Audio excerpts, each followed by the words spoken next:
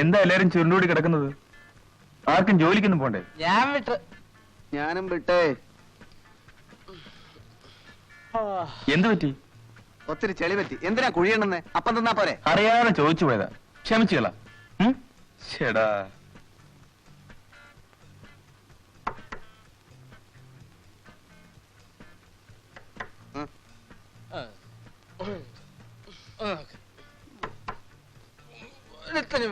ഞാൻ തന്നെ വേണം.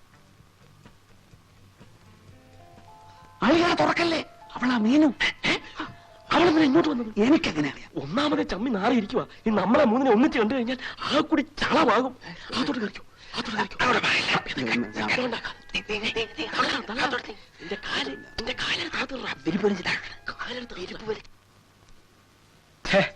യവന്മാരെവിടെ പോയി? അല്ല മീനുവോ? എന്താ മുന്നറിയിപ്പൊന്നും ഇല്ലാതെ? വീട്ടിൽ കാര്യങ്ങളെല്ലാം മുത്തശ്ശി ശരിയാക്കിയിട്ടുണ്ട്. ബന്ധം കൊള്ളാന്നുണ്ടെങ്കിൽ കല്യാണം ഉടനെ നടത്തണമെന്നാ മുത്തശ്ശൻ പറഞ്ഞത്. പിന്നെ അമ്മയ്ക്ക് പ്രേമനെ ഒന്ന് കണ്ടാൽ കൊള്ളാന്നുണ്ട്. നാളെ വീട്ടിലൊന്ന് വരാമോ? വരാം. പക്ഷേ അവിടുന്ന് ഈ വെട്ടുകത്തി, ഉലക്ക, വിറകുള്ളി ഇവയെല്ലാം ഇന്ന് രാത്രി തന്നെ എടുത്തൊന്ന് മാറ്റണം. ഇതാ ഈ ഷേപ്പ് മാറാതിരിക്കാനാണ്. അങ്ങനെയൊന്നും ഉണ്ടാവില്ല. അമ്മയ്ക്ക് ഇഷ്ടപ്പെടും. മോൾക്ക് ഇഷ്ടപ്പെട്ടോണ്ടാണോ? ഞാൻ പോണു. ഇതുവരെ വന്നിട്ട് എന്റെ കയ്യിൽ നിന്നൊന്നും വാങ്ങാതെ പോകുന്നത് ശരിയാണോ? അതിപ്പോ വേണ്ട, ഞാൻ പിന്നെ വാങ്ങിച്ചോളാവേ. എന്നാ ശരി, നാളെ വരണേ. ഓക്കെ.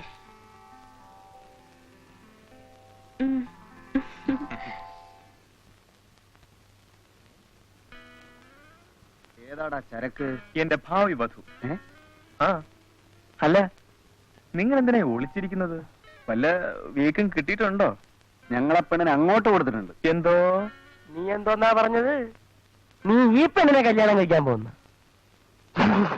നിനക്ക് ഈ നാട്ടിൽ വേറെ ഒരു പെണ്ണിനെ കിട്ടിയില്ലേ? ഇതിനെന്താ കുഴപ്പം? കുഴപ്പമൊന്നുമില്ല.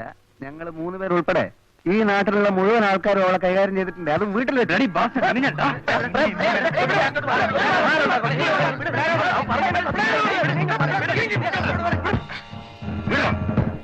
മീനിനെ കുറിച്ച് എന്തെങ്കിലും പറഞ്ഞാൽ കൊന്നുപോയി ഞാൻ. നീ എന്തിനാ ചൂടാവുന്നത്? നിനക്ക് വിശ്വാസം ഇല്ലെങ്കിൽ വേണ്ട. നീ ഞങ്ങളുടെ കൂട്ടുകാരന്. നിന്റെ ഭാര്യ എന്ന് പറഞ്ഞു കഴിഞ്ഞാൽ അത് ഞങ്ങളുടെ പെങ്ങളാ. ഒരു പെങ്ങളെ പറ്റി ആങ്ങളമാർ അനാവശ്യം പറയോ? തെളിവ് ചെയ്തും തരാം, എന്നിട്ട് വിശ്വസിച്ചാ മതി. അവളുടെ വീട്ടിലൊരു തന്തയുണ്ട്. അയാളാണ് ഇവളുടെ മാമ. പിന്നെ ചെവി കേട്ടുകൂടാത്ത ഒരു അപ്പൂപ്പൻ. എല്ലാം അറിയാം, ഒന്നും അറിയാത്ത പോലെ ഇരിക്കും. പിന്നെ തള്ള. അവരും പഴയ ഒരു കേസായിരുന്നു. അത്യാവശ്യത്തിന് വേണമെങ്കിൽ ഇപ്പോഴും കിട്ടും. പിന്നെ ഒരു ഗുസ്തിക്കാരനുണ്ട്, അയാളും പൊടി ഡാപ്പറ. ഇങ്ങനെയുള്ള സ്ഥലമാകുമ്പോ ഇത്തിരി തടിപിടിക്കൊള്ളാൻ വേണമല്ലോ, അതിന് നിർത്തിയിരിക്കുക. ഏതായാലും നാളെ നീ അവളുടെ വീട്ടിൽ പോകണം.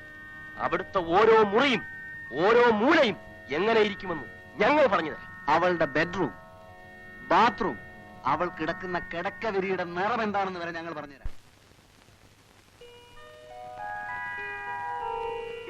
വരൂ പ്രേം. ഇത്രയും വൈകിയപ്പോ വരില്ലെന്ന് വിചാരിച്ചു. ഇരിക്കൂ. ഫോണിൽ പ്രേമിന്റെ ശബ്ദത്തിന് വലിയ ഗൗരവമായിരുന്നല്ലോ. ഞാൻ അമ്മയെ വിളിക്കാം.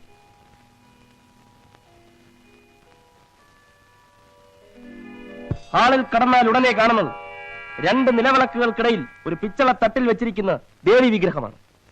ഹാളിൽ നിന്ന് തന്നെ മുകളിലേക്ക് കയറിപ്പോകാവുന്ന ഒരു കോണിപ്പടിയുണ്ട്. ചുവന്ന സെറ്റിംഗ്, ഓവൽ ഷേപ്ഡ് മിറർ,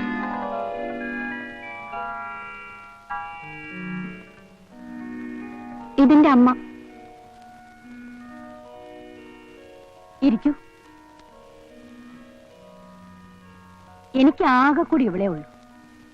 പ്രേമിനെ പറ്റി പറയാൻ തുടങ്ങിയിട്ട് ഒത്തിരി നാളായി. മോൻ അറിയാലോ, പെൺമക്കളുള്ള അമ്മമാരുടെ നെഞ്ചിൽ എന്നും തീയായിരിക്കും.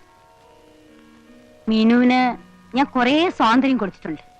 അവൾക്ക് നല്ലതും ചീത്തയും തിരിച്ചറിയാനുള്ള കഴിവുണ്ടെന്ന് മനസ്സിലാക്കിയതിന് ശേഷം പ്രേമിന്റെ മുഖത്ത് നോക്കുമ്പോ അറിയാം എന്റെ മോക്ക് തെറ്റ് പറ്റിയിട്ടില്ലെന്ന്. ആട്ടെ, അച്ഛൻ എവിടെ പ്രാക്ടീസ് ചെയ്യുന്നു? അച്ഛൻ എവിടെ പ്രാക്ടീസ് ചെയ്യുന്നു? ഒറ്റപ്പാലത്ത്. മോൻ ഊണി കഴിച്ചിട്ട് പോയാ മതി. ഞാൻ കുടിക്കാൻ എന്തെങ്കിലും എടുക്കട്ടെ? പ്രേം ശരിക്കും നെർവസ് ആയി. ആ സ്മാർട്ട്നെസ് ഒക്കെ എവിടെ പോയി? എന്ത് പറ്റി പ്രേം? എനിക്ക് തല ചുറ്റുന്നത് പോലെ. മീനുവിന്റെ റൂം എവിടെ? മോളില, വരൂ. ആ, അമ്മ തുറന്നടിച്ച് സംസാരിക്കുന്ന കൂട്ടത്തിലാ. ഫസ്റ്റ് ഇംപ്രഷൻ മോശമായിട്ടില്ലെന്നാ തോന്നുന്നത്.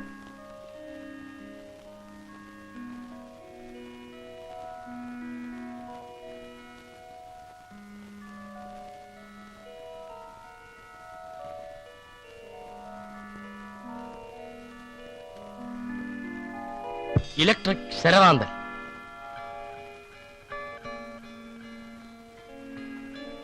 Fancy light.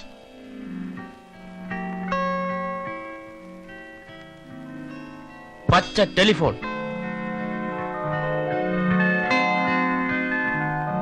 മാനിന്റെ ചിത്രമുള്ള ബെഡ്ഷീറ്റ്. ചുവരിൽ മോഡേൺ ആർട്ട്.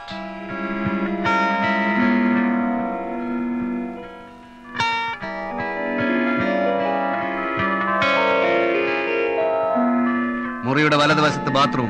കിടന്നോളൂ. ടൈഗർ ബാം ഉണ്ടോ നോക്കട്ടെ. പ്രേം, എന്ത് പറ്റി പ്രേം? നിൽക്കൂ പ്രേം. തുടരുത്. പ്രേം, അറിഞ്ഞുകൊണ്ട് ഞാൻ ഇതുവരെ ഒരു തെറ്റും ചെയ്തിട്ടില്ല. അതുകൊണ്ട് ദൈവം എന്നെ രക്ഷിച്ചു. എനിക്കൊന്നും മനസ്സിലാവുന്നില്ല. കുട്ടിക്ക് നന്നായിട്ട് അഭിനയിക്കാൻ അറിയാം. Keep it up. But I hate you. ആരാന്റെ കുഞ്ഞിന് തന്തയാവാൻ എന്നെ കിട്ടില്ല. പ്രേം, നീനു.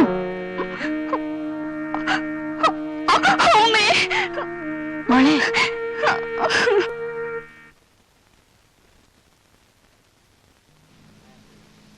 I am Govind.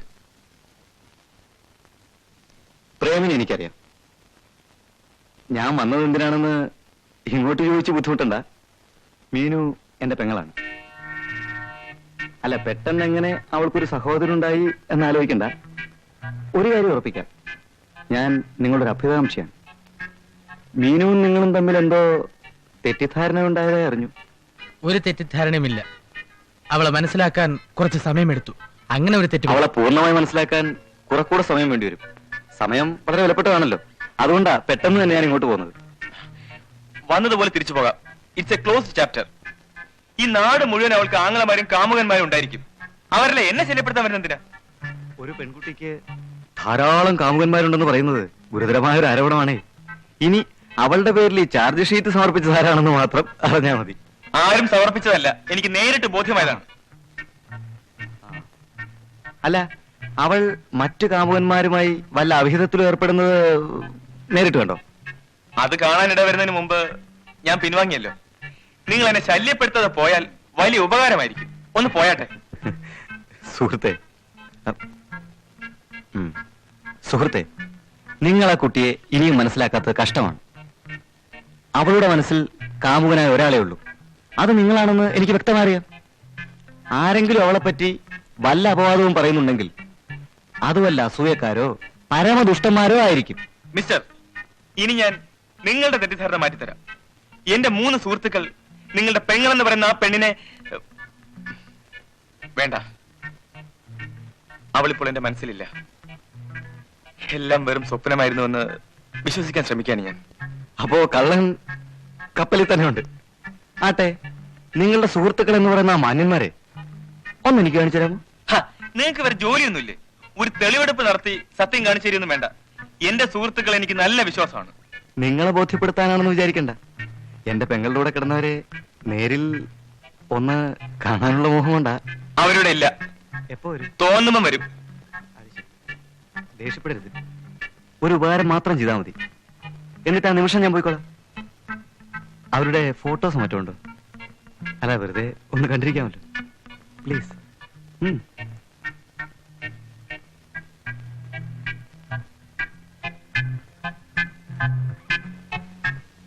ഇതാ.